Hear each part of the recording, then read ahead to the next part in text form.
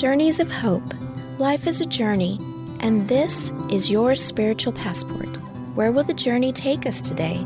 Let's walk together as we learn to become people of faith and hope. Welcome to Journeys of Hope. I'm Angela Sealana, your guide for today's journey, and I serve as media coordinator for Pilgrim Center of Hope, which produces this weekly radio and podcast program. Our journey today will be a pilgrimage to Philadelphia, Pennsylvania, to the shrine of Saint Katharine Drexel. She is an American saint who was born in the city of brotherly love and who is a fantastic role model for followers of Christ.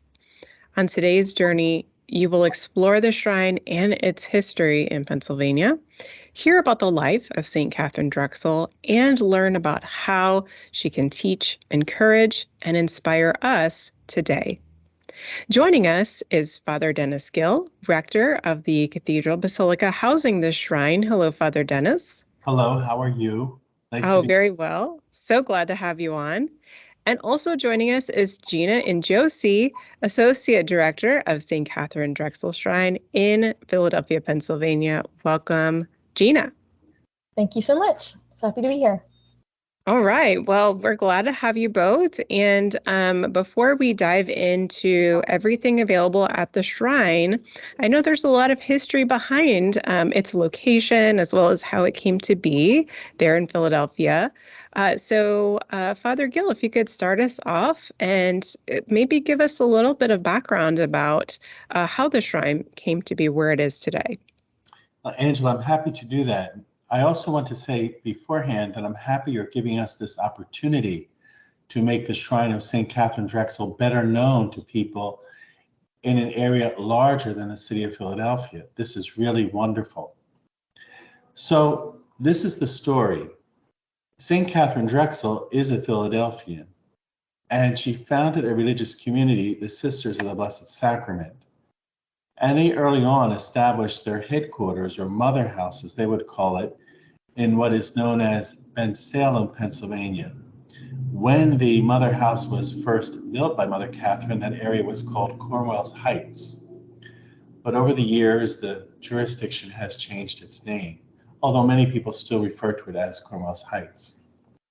So Mother lived there a good bit of time. In fact, as you may know, 20 years before her death, she suffered a heart attack that rendered her somewhat immobile. And so she spent the last 20 years at the mother house, and it was there that she died on March 3rd, 1955.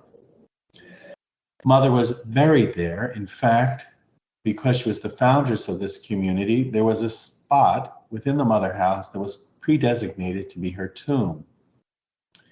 It was a tomb that was accessible to visitors, so visitors could come and pray long before she was ever thought to be a saint. When Cardinal Kroll was the Archbishop of Philadelphia, he was very much impressed by the holiness and legacy of Mother Katharine Drexel, and he opened the cause for her sainthood. And so that cause traveled its usual journey, which takes years and requires lots of study of the person's life to make sure that the person is truly holy and heroic. And she was declared venerable, and then she was beatified. And then in the year 2000, on October 1st, she was declared a saint by Pope St. John Paul II. Her tomb remained where it was originally, and that became the shrine of Saint Katharine Drexel. Unfortunately, the congregation that she founded is almost extinct. It's diminished quite considerably, so much so that they had reached the decision that they would have to sell their mother house property. And one of the tragic consequences of that was the loss of the original shrine of Saint Katharine Drexel. So Archbishop Chaput, himself very sensitive to the consecrated life and also to the life and legacy of Saint Katharine Drexel, extended the opportunity to the Sisters of the Blessed Sacrament for the translation of the sacred remains to our Cathedral Basilica. And that happened in 2018. And so it was a rather extensive process. in as much as we had to find a proper place in the cathedral, prepare it to receive the sacred remains of Mother Catherine, and to then reestablish a new shrine for Mother Catharine Drexel. All of this was done, that is the actual translation of her sacred remains, on August 2nd of 2018. And it was a very moving occasion. It was a moving occasion from start to end, going up to the Mother House and disentombing Saint Katharine Drexel, and then making use of the very same sarcophagus where she was originally buried in 1955 in our cathedral church. And so the remains were brought to the cathedral, solemnly translated, put in place, and then the sarcophagus was rebuilt around the vaulted tomb. And it's really a beautiful replica of what the people knew for years in Ben Salem in Cornwallis Heights. In fact, on the front of the tomb, on the face of the sarcophagus, it still refers to her as Reverend Mother Mary Catherine, which would have been her title at the time of her death. And we decided to keep it that way. So since 2018, Saint Katharine Drexel has been entombed in our Cathedral Basilica. We became a diocesan shrine. We hope one day, and not too long into the future, that will become a national shrine. There's some hoops to pass through, and we think we'll pass through them rather successfully. But nonetheless, we had a great celebration in November of that same year, a celebration of Thanksgiving and an introduction to the people of the Archdiocese and to everyone of the new location of the tomb of Saint Katharine Drexel. Since then, it's been a great blessing to us in many, many ways. And right now, for instance, we're in the midst of the solemn novena to Saint Katharine Drexel. I'm not sure when this program will air, but the solemn novena begins on the 22nd of February, and it ends on the 2nd of March, so that we're prepared through intercessory prayer with Mother Catherine to celebrate her great feast on March 3rd. And you can see at this time of the solemn novena, more and more people are present, showing their faith and love and devotion to Saint Katharine Drexel. So that, in a nutshell, is how Mother Catharine Drexel arrived at our Cathedral Basilica. Beautifully said, Father. Thank you so much for that. And you mentioned just that you're expecting a vast number of people to come and celebrate her feast day there at the cathedral, now that her shrine is located there. In these few years that her shrine has been in this location, who have you seen come to visit? I mean, have there been particular pilgrims with certain hopes and prayers? Could you tell us a little bit about who is attracted to come and see her? Well, to be honest with you, Angela, Mother is not as widely known as I would like her to be. I know her because I'm a Philadelphian, but I also know her because on my mother's side, we had two relatives who were sisters of the Blessed Sacrament. Beautiful. In fact, one of them, and I never met this sister, her name was Mother Mary David, and she was a successor to Mother Catharine Drexel as the General Superior of the community around the 1960s. Now, I never met Mother Mary David, but I met her sister, Sister Florence Marie. And so because I had that Philadelphia connection and that family connection, I was aware of her. I have noticed, though, given that I said not many people do know her, that with her being at the cathedral and with us announcing every Sunday at every Mass that her tomb is in the cathedral and inviting people to visit her tomb after Mass, that she is making new friends, or people are becoming her new friend. And so when you ask me what type of person comes to Mother Catharine Drexel, people come to her, believe it or not knowing her story. It's just the fact that we say that we have a saint here. And they go to the tomb and they talk to the saint with some confidence that she's in heaven. and can help them. And so right now, I would say it's your typical Catholic who visits the tomb. That's fantastic. And we are so looking forward to everyone out there who's listening, getting to know Saint Katharine and becoming her friend, as you said so well. Now, Gina, I would like to turn to you for a second because Father Gill greatly, has this wonderful personal connection, familial connection. I'd like to know what your connection is to Saint Katharine and how perhaps that could interest and relate to some of our listeners. Oh, yeah, I'd love to talk about that. So thank you.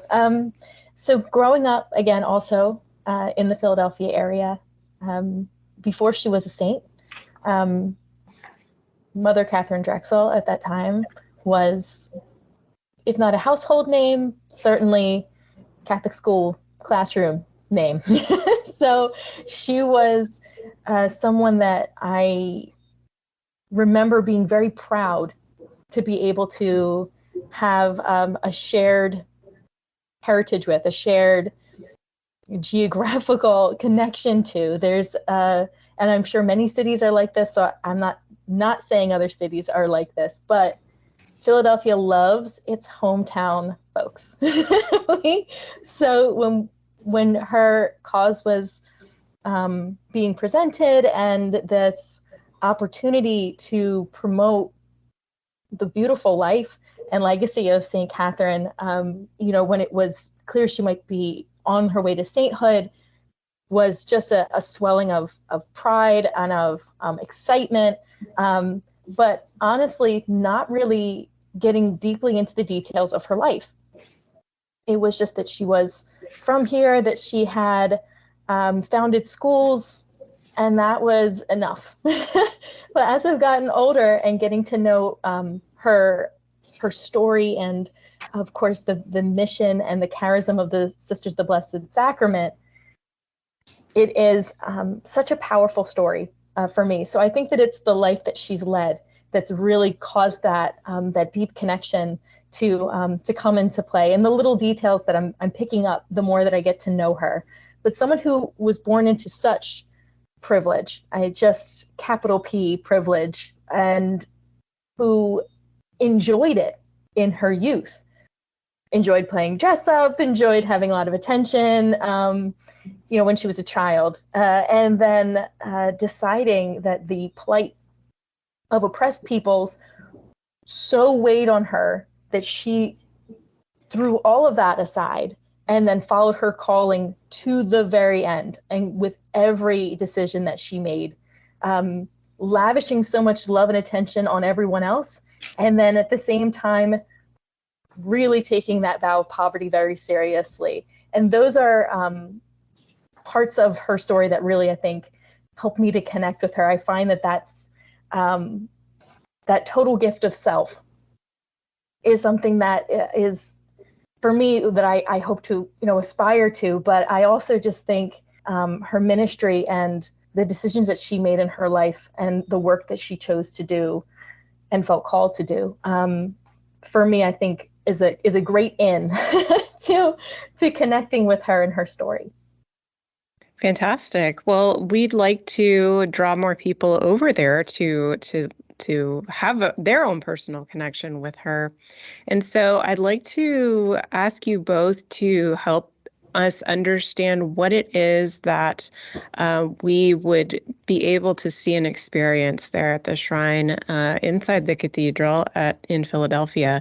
So could you give us sort of a brief overview? First of all, if I could ask, how would people typically get to the cathedral itself? The cathedral is centrally located, thank God. It's not our original cathedral. Our original cathedral was closer to the river, but as the city began to expand, St. John Neumann had the vision of building a cathedral closer to the new center city, and that's where it still is today. So it's accessible by road very easily, by public transportation very easily, and today other ways of getting around. When someone comes to the cathedral, which is open every day, we typically have what we call cathedral ambassadors. And they are people who staff the cathedral to welcome visitors. Their primary role is to introduce them to the Cathedral Basilica, which in itself is a very historical and beautiful church.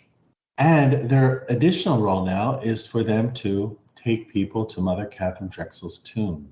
The tomb is located near an altar in our cathedral that the children of Mother Catherine's parents, including Mother Catherine, her sister Louise, and her other sister Elizabeth, had given to our cathedral years ago in memory of their parents.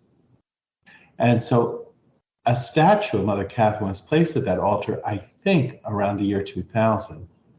And it seemed like the ideal location then on the back wall there to place her tomb.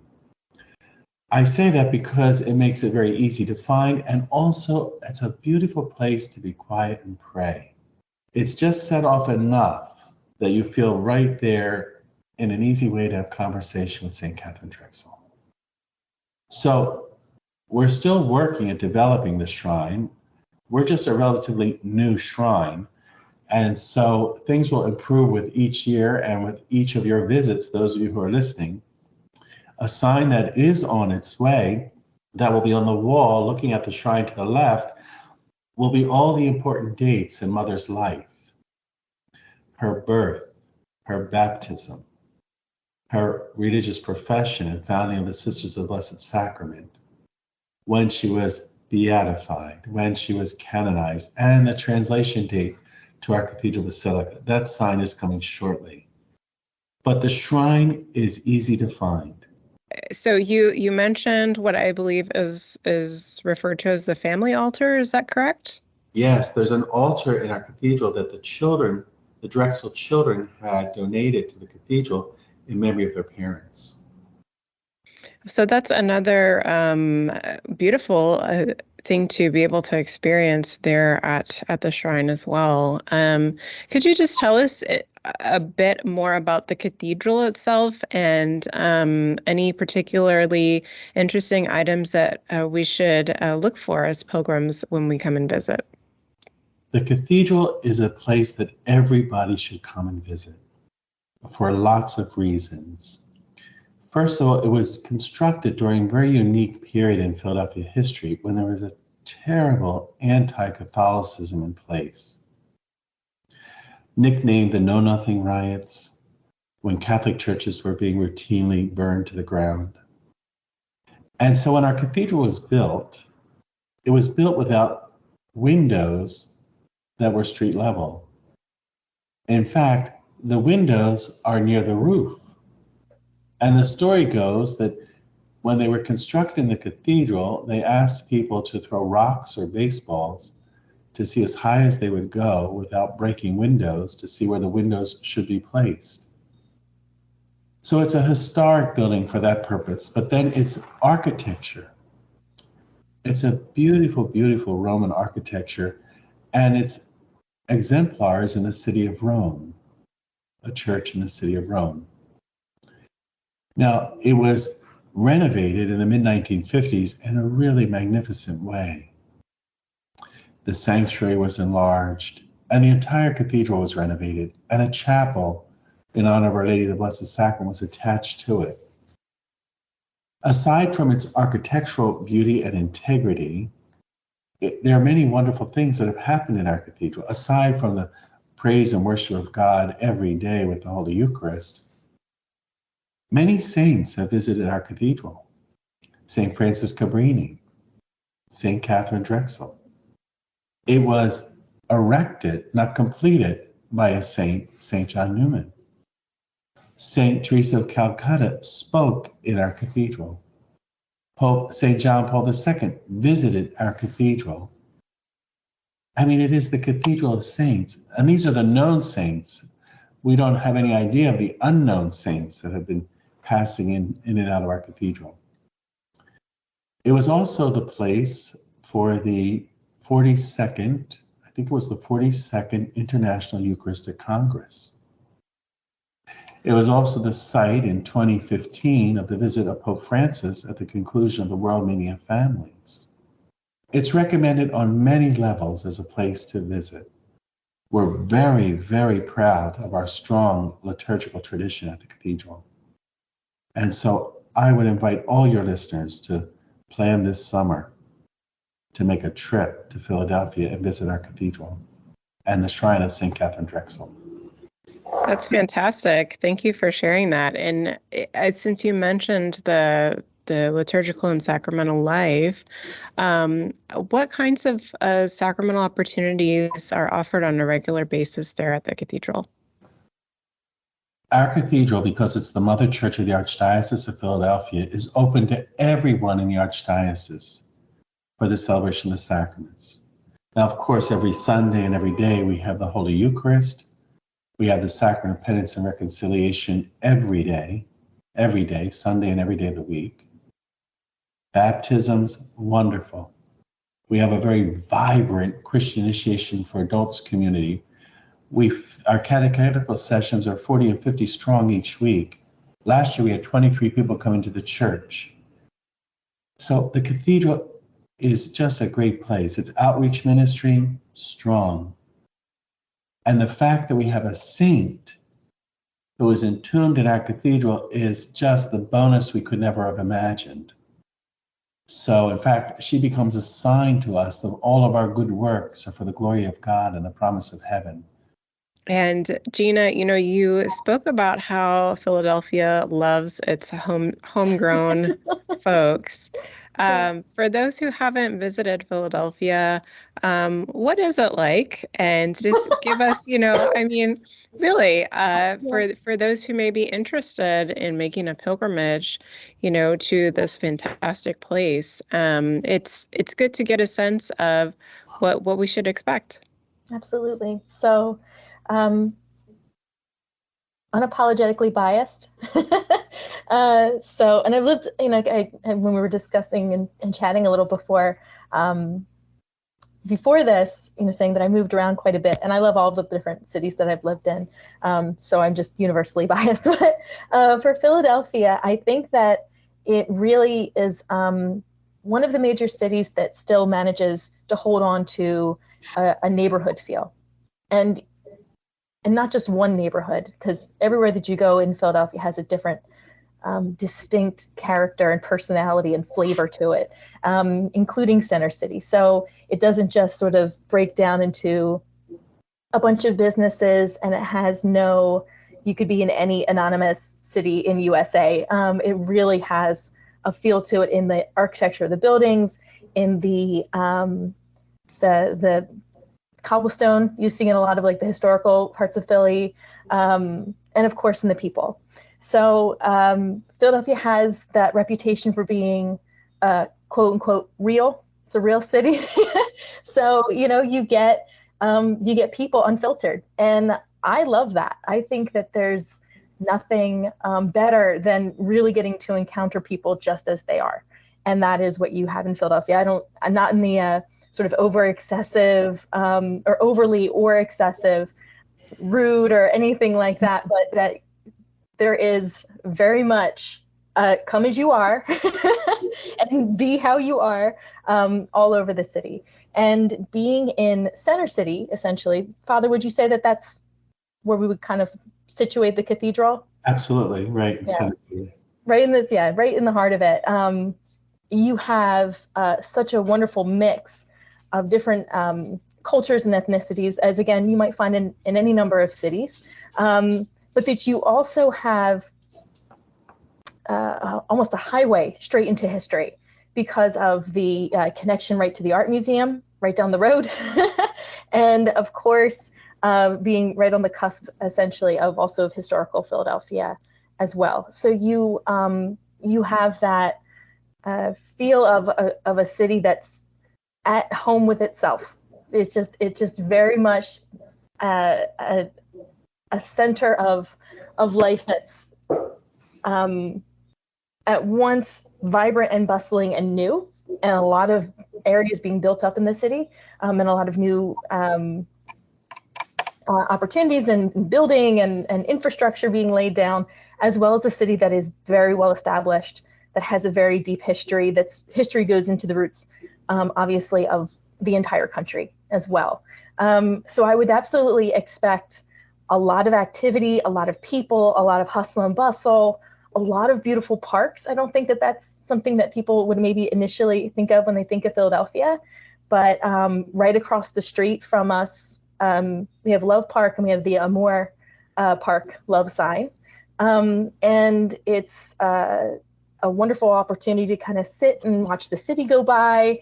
And of course, you know, you have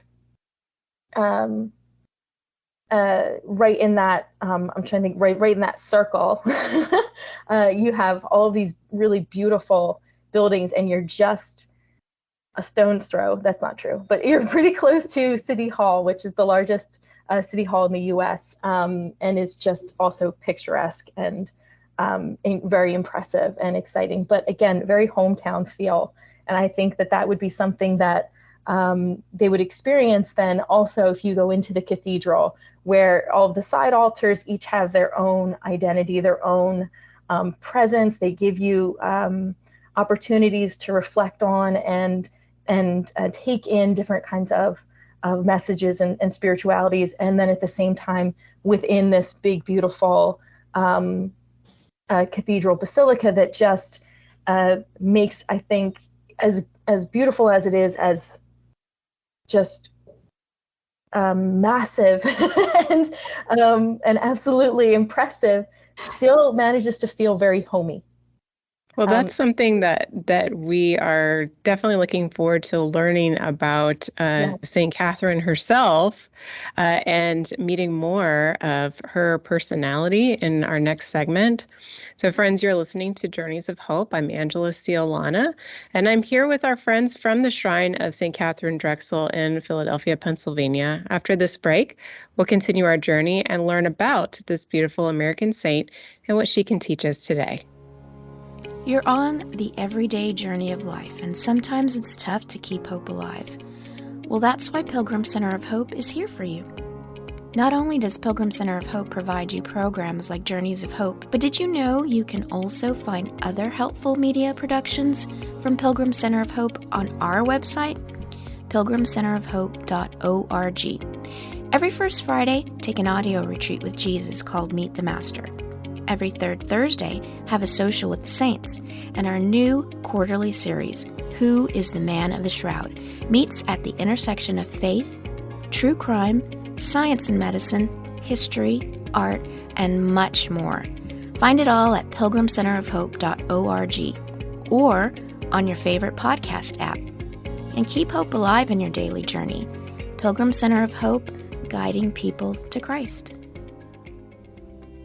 Hello, this is Jason Nunez. And Angela Sealana, both from the media department at Pilgrim Center of Hope, who produce Journeys of Hope. Would you like to honor someone special in your life and support the production of this unique weekly series? We are in need of monthly sponsors for upcoming Journeys of Hope programs to help cover some of the production costs by a donation. If you've sponsored a month of Journeys of Hope in the past, we thank you for your support. Pilgrim Center of Hope has a donation wish list, and on it, several months of upcoming Journeys of Hope programming are still needing sponsors. If you're interested, please consider selecting a month that you wish to sponsor by going to pilgrimcenterofhope.org and under the Give menu, select Wish List. You can also choose to dedicate your donation in honor or in memory of someone special. Thank you for joining us in our mission. Now, enjoy the rest of your journey. Welcome back to Journeys of Hope. Our journey today is a spiritual pilgrimage to the Shrine of Saint Katharine Drexel in Philadelphia, Pennsylvania. Joining us on the way is Gina Ingiosi, Associate Director of the Shrine. Gina, we'd love to have you introduce Saint Katharine Drexel to us. I know you spoke a little bit about her in our previous segment, but could you tell us a little bit more about what her life was like, and if you were just introducing her to us as a friend? Oh, that's lovely. Okay. I like that image. So Saint Katharine Drexel was is a very recently deceased saint. And so we actually still have people who knew her in her life, which is pretty unique and exciting. So she was born born in Philadelphia in the, let's say, late 1800s. She, just to give you that context, she was born into an incredibly wealthy family. If you're familiar with Drexel University, that was founded by her uncle. And the story for her family is also fairly interesting, I think, because it's a little rags to riches. So her grandfather being a portrait painter who becomes a banker and then thrives. And then she and her sisters lose, her older sister, lose her mother at a very young age. In fact, Catherine really didn't know her mother. Her mother died when she was 5 weeks old. She never really recovered from childbirth. And her father remarried, and her stepmother, who, there was no division, no difference for her there. She raised Catherine and her older and younger sister. They had another daughter, Louise. And they all grew up, again, still kind of close to home, did move, out a little ways and had a sort of a country home, as I would imagine many folks who were born into that life had. And she, as a child, apparently loved, and I mentioned this already, loved playing dress up. She, loved beautiful things. And her mother, who raised her, Emma, she really encouraged a little bit more simple, a little more sober. And apparently Katie was not having it and always wanted like the most beautiful dresses and the finest things. So ironic for where she ends up in her life. So she has this passion, and apparently was a little bit of a fireball, which I also think is really interesting. And then she befriends the sort of family confessor, and he later becomes a bishop in his own right and is assigned to Nebraska. And he stays in touch with the family, but now being out west is much more aware of and tuned into the oppression facing Native American peoples, especially. And still Katie at that point. Katie is really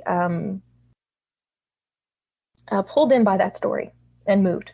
And same within the city and closer to home, African Americans inside of Philadelphia were also still, this was just after the Civil War, the years that she's growing up in. And the inattention and the neglect, and of course the active oppression of these populations was almost more than she could bear. And her family took a trip to Rome. I think actually it was part of a larger trip where they traveled all over Europe. Again, they had all the means and they actually had an audience with the Pope. And she goes to see him, and she's a young woman now, late teens, early 20s. And she begs him to do something about the plight of African American and Native American folks in the United States. And his response is, "Why don't you be that missionary?" And apparently that cut her so deep, and probably was such a paradigm shifting moment when you hear your call, so just put that plainly, that she just sobbed. And that really, launches her into this mission, which ultimately becomes her joining the religious orders.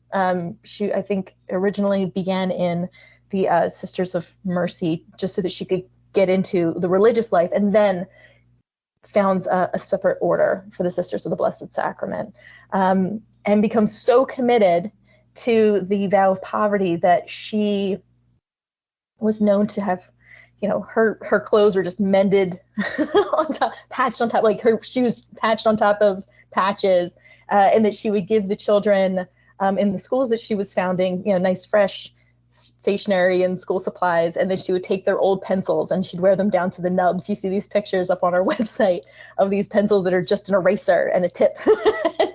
And that was the kind of frugality that she lived her own vow of poverty, but would lavish this attention on other people. So, her order goes around founding all of these schools, primarily for Native American and African American students, and including the only historically Black Catholic college that we have in the country, Xavier University, was founded by Saint Katharine and the Sisters of the Blessed Sacrament.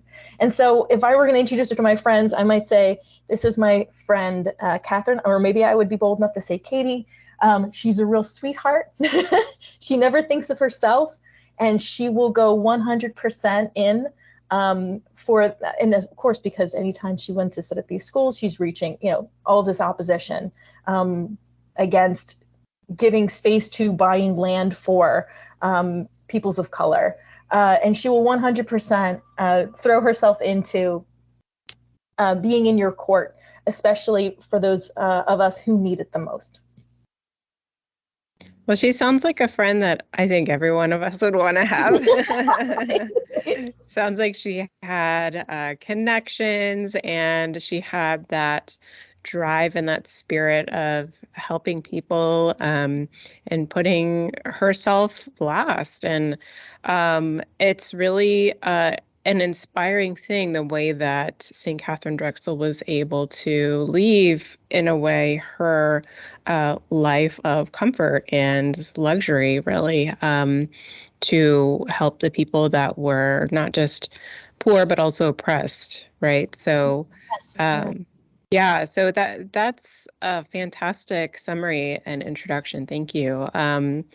Now, you mentioned a little bit about founding of a university, but what are some of the more tangible ways that St. Katharine has made an impact on the world in her time, and also maybe some of the ways that we might be able to thank her for the way that things are today? Yeah, so certainly founding schools and colleges, for sure, that continue to operate, which in the example, again, of Xavier, were meant not just to educate individuals, but was meant to educate educators. And so that lifts up a whole generation, right, of folks. So that for sure.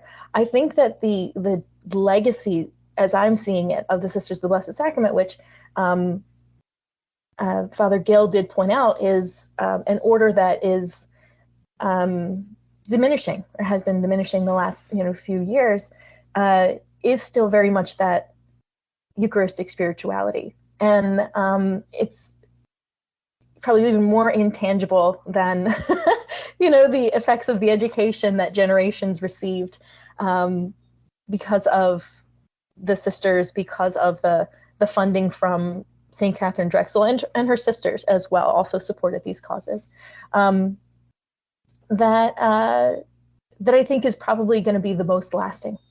That, again, that total gift of self, that bringing into the church and into the schools and into the lives of the people that the sisters and the people who went to those schools and to St. Katharine, people who knew her personally, of holding nothing back, of not just meeting some needs, but doing them in a way that puts the personal relationship first, and that makes all the difference between a handout and building a real relationship that is an actual honest sharing of self in both directions. And I think that model is probably the the legacy that'll dribble out. Yeah, no, that's beautiful. And that it was that part of her, that unfortunately also garnered some harassment, from those that, preferred segregation, because she was a supporter of Black Americans as well as Native Americans. And of course, today the church is continuing to work towards a greater equality and greater justice in how we regard our brothers and sisters in those communities. I'm wondering how you would say Saint Catharine's Shrine, the cathedral, activities, the location of the shrine, and perhaps even because you're still developing this shrine, any plans for the future, how you would connect to that patronage that she had with those oppressed communities as well. I think that there's a lot of exciting opportunities on the horizon for us, and services and outreach and retreats that we're in the midst of developing that I hope she would be approving of. I'm hoping very much to capture that and bring that spirit to others. And I do think, as you mentioned, the location in one of the kind of areas in which we could see that connection to her mission. And I do think that that's something that's very helpful for us, is to be in the heart of a city that struggles with racism, that struggles with racial justice, as many cities do. But again, not going to speak for other cities. I don't know those as well, but I'm saying for Philadelphia, that's a real struggle. And being able to be centrally located to provide that message that would hopefully bring people closer to not just to Saint Catharine, who again, I think is all about pointing past herself, bringing them closer to God, bringing them closer to their own sort of spiritual growth and needs. So, which can get stamped on if you're someone who's living a life on the margins. So I do think that that's something that's helpful right now about being in the cathedral and being so close to the need. Right.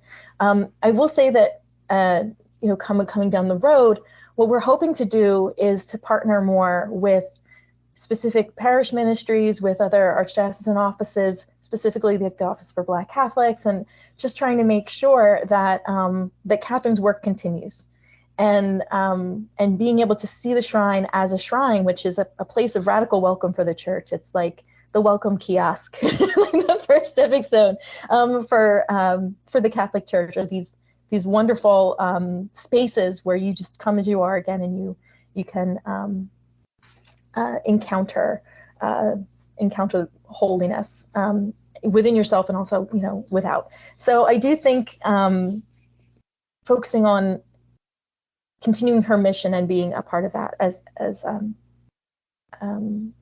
potentially another outreach kind of ministry.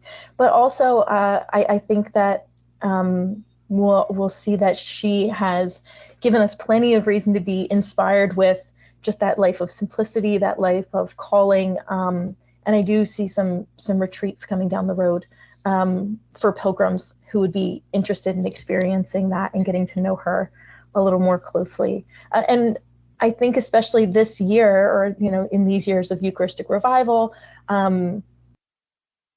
what does it mean to have a sort of incarnational spirituality, a total gift of self, in a world that's so divided by, in a society at least, that's so divided by race, that's so divided by class, when we have a model of someone who did everything that she kind of could to eschew all of those trappings. So we also look forward to having some speakers coming down the road, as well as, like I said, maybe some opportunities for service. We do have Mass right at that altar that was built for her parents. That's right, kind of perpendicular, kind of at a right angle from her tomb. And so there's that opportunity to be close to her, and then also to live out her mission through, activities and retreats and offering welcoming pilgrims. And then, of course, like I said, speaking out on and hopefully working toward carrying on the mission of the sisters and of, or at least, being a satellite of their mission, and supporting it in any way that we can through our little nook in Center City. That's fantastic. And we'll definitely join you in prayer for all of those developments as well. Now, you mentioned the Eucharistic revival, and because Mother Drexel just loved the Blessed Sacrament, obviously she dedicated her religious congregation to the Blessed Sacrament.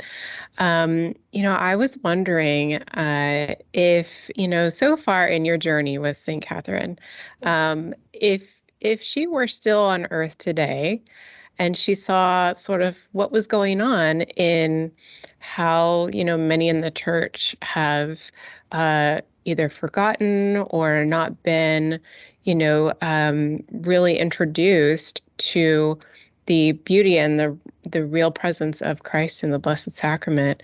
I'm wondering, what do you think she would advise us about, pursuing this revival in her wisdom with the Blessed Sacrament? I do. That's such a great question. So I do think that she would have much wiser words than I'm going to put in her mouth just now. But I do think that the real presence either being misunderstood, being, or almost worse, being relegated to some distant corner of our faith life,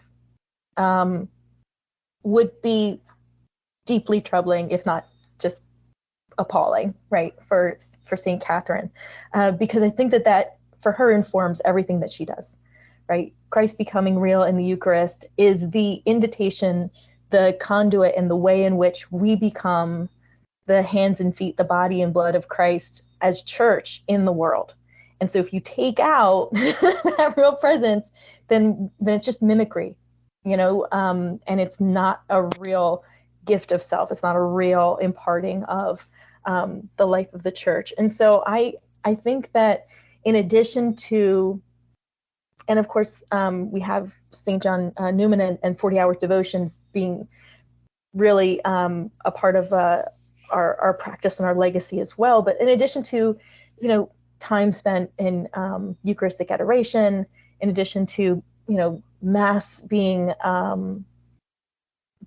again, now we're celebrating in person and being an important part of our, not even maybe weekly, but maybe our daily routine, that I think that it would be the way in which we embody that identity of being the body of Christ, that for her would help make that connection. So encouraging us to live and accept our call and our mission, and to really think about what Christ means and how when we've received the Eucharist, we're receiving Christ.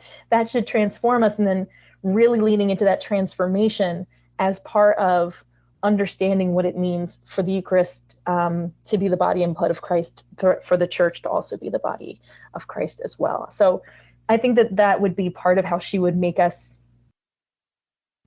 see this anew and to recommit to that. And then, like I said, not just make it a thing that we do once a week, not just, have Eucharistic adoration for special seasons, or again, once or twice a month. Like these are essential for understanding who we are, who Christ is, and our role as church in creation, not just in, society.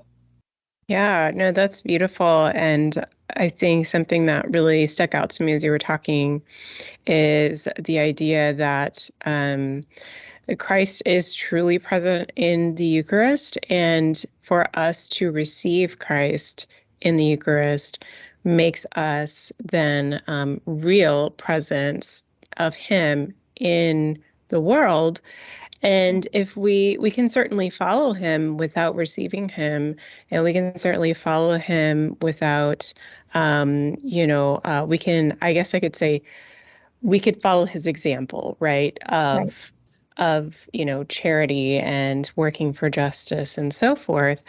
But, the word that popped out to me as you were talking was mimicry, right? And that we have this dynamic of either mimicking Christ, right, or truly being Christ to others. And that's so powerful. I mean, you were just talking a lot about how Philadelphia is very much about authenticity and, come as you are and be who you are, right? And I'm just really struck during this pilgrimage with you now, this spiritual pilgrimage that we're taking is like Saint Catherine is really telling us, if you want to be authentic Christians, you need to understand how important the Blessed Sacrament really is. Yeah, definitely. If there was a lesson that you feel like you've learned in your journey with Saint Catherine, just over this time that you've been associate director of her shrine, and maybe even earlier in your life, I'd love to hear, something that from her life that you've been inspired by and you're taking into your own personal life. I think that from her life, the relationship that she had with her family, for me, and I know I mentioned some connections from her story, giving everything up is all very powerful, and I do think that's that singularity of purpose and putting all of your faith and trust in God, and then letting everything else go, which we saw in terms of her material life, meaning everything, is very important. That, I write on Christ and then everything else falls aside and doesn't matter, is very powerful. But just in terms of like the example of